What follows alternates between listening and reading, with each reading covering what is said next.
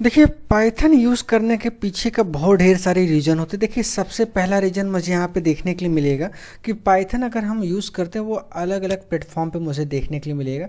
जैसा कि आप यहाँ पे देख रहे हैं, विंडोज़ हो गया, मैक हो गया, लाइनक्स हो गया, ये ऐसे ढेर सारे अलग अलग ऑपरेटिंग सिस्टम पे आप इसको चला सकते हो, इजी वे में चला सकते हो, बहुत आसानी से प्रोग्रामिंग कर सकते हो। ठीक है, और आसानी से क्यों कर सकते हो? क्योंकि इसका बहुत इजी सिंटैक्स होता है और इसका जो होता है, कह सकते हो सारे जो लैंग्वेजेस हैं इसके अंदर जो लिखे गए हैं वो आपके नॉर्मल लैंग्वेज इंग्लिश की भाषा में लिखा गया है। कि जैसे कि आप अलग अलग दूसरा उसमें मिक्सअप नहीं किया गया है, जैसे इंग्लिश का सिंपल लैंग्वेज होता है जस्ट लाइक उसी का इस्तेमाल हम इसमें किया गया है ज़्यादातर।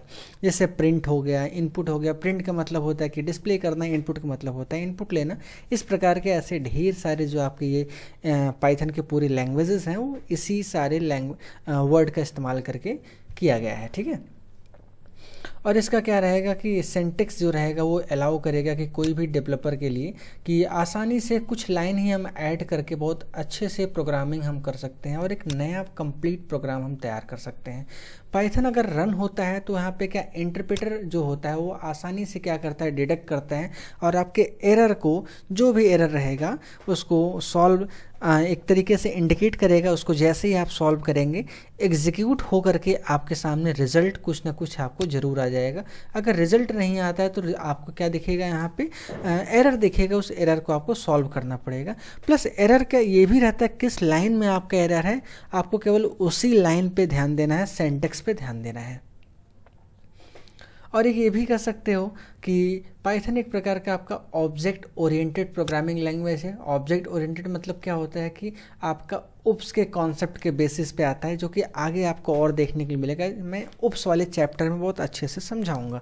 फिलहाल अभी के लिए आप ये समझिए कि ऑब्जेक्ट ओरिएंटेड बेस्ड ये आपका क्या है, पाइथन जो है आपका एक ऐसा लैंग्वेज है कि उप्स कॉन्सेप्ट के बेसिस पे ये आपका डिज़ाइन किया गया है कि सारे ढेर सारे आप ऑब्जेक्ट वगैरह के साथ इसको आप यहाँ पे यूज़ कर पाओगे। तो पाइथन देखिए किन किन चीज़ों से मिलके बना है, उसी को हम बोलते हैं component of Python language. Python में क्या क्या इसमें शामिल है। ठीक है, अब यहाँ पे एक ऐसा भी समझिएगा कि Python language is smallest element in a program that meaningful to computer.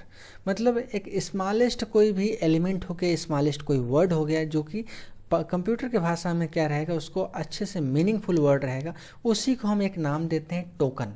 उसको हम नाम क्या देंगे, टोकन। ये बात याद रखना, पाइथन में टोकन्स बहुत ज़्यादा ज़रूरी है क्योंकि इन्हीं टोकनों के मिलने से हमारा एक पाइथन कंप्लीट जनरेट हुआ है, पाइथन तैयार हुआ है।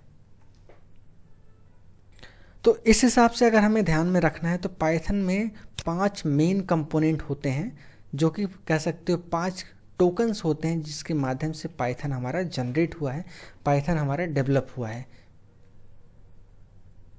तो सबसे पहला यहाँ पे हमें देखने के लिए मिलेगा, देखिए character set, data type, constant, variables and keywords.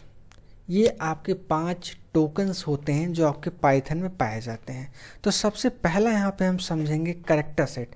तो कैरेक्टर सेट क्या होता है, तो देखिए एनी अल्फ़ाबेट, मतलब कोई भी अल्फ़ाबेट, डिजिट या स्पेशल सिंबल जो होते हैं उसी को हम यहाँ पे क्या बोलते हैं कि कैरेक्टर सेट है। मतलब ढेर सारे कैरेक्टर का सेट जो कि आपके यहाँ पे कह सकते हो। देखिए any alphabet, digit, special symbols use to represent information in denoted by character. कोई भी जैसे कि हो गया, कोई अल्फ़ाबेट हो गया, कोई डिजिट हो गया, कोई सिंबल्स हो गया, ये सारे हम डिनोट कर सकते हैं क्या, कैरेक्टर के फॉर्म में। तो अब यहाँ पे देखिए इसी कैरेक्टर सेट को यहाँ पे 4 कैटेगरी में अलग अलग बांटा गया है, जो कि सबसे पहला यहाँ पे देखने को मिलेगा लेटर। लेटर जो होता है ए से लेकर के जेड तक, इसको कह सकते हो कैपिटल ए से लेकर के कैपिटल जेड तक, स्मॉल ए से लेकर के स्मॉल जेड तक। ठीक इसी प्रकार से अगर मैं डिजिट की बात करूँगा तो 0 to 9, क्योंकि सारे नंबर्स जो आपके बने हैं इन्हीं नंबरों से मिलके बने हैं, 0 से 9 तक। स्पेशल सिंबल्स आपको देखने के लिए यहाँ पे मिल जाएगा, देखो ढेर सारे आपके अलग अलग, जैसे कि आपको यहाँ पे देखो डैश हो गया, प्लस हो गया, माइनस हो गया, @ हो गया, ठीक है, हैज़ हो गया। ऐसे ढेर सारे जितने सिंबल्स आपको देखने के लिए मिल रहा है, जितने आप देखे हो अब तक के वो सारे सिंबल्स यहाँ पे आपको मिल जाएगा, वो स्पेशल सिंबल में आ जाएगा। प्लस देखिए एक नया चीज़ आपको मिलेगा वाइट स्पेस। वाइट स्पेस क्या होता है थोड़ा समझिएगा।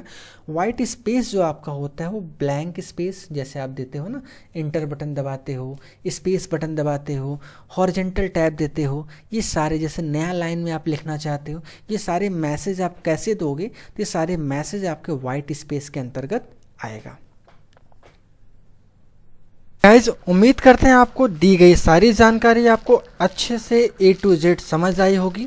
इसी तरीके से और भी कोर्सेज को आप परचेस करना चाहते हैं तो आप हमारे वेबसाइट पे विजिट करना ना भूलें। किसी भी प्रकार का आपको डाउट लगता है तो दिए गए नंबर पे आप मुझसे बात भी कर सकते हैं। आप चाहें तो आप मुझसे पर्सनली भी कनेक्ट हो सकते हैं। गाइस ये वीडियो आपको पसंद आता है तो लोगों तक पहुंचाना ना भूलें, क्योंकि हम आपसे एक ही रिक्वेस्ट करेंगे कि लोगों तक ये पहुंचाइए, जिससे और सभी लोगों को भी ये वीडियो का फ़ायदा मिल सके। हम मिलते हैं अगले वीडियो में, तब तक के लिए बहुत बहुत धन्यवाद।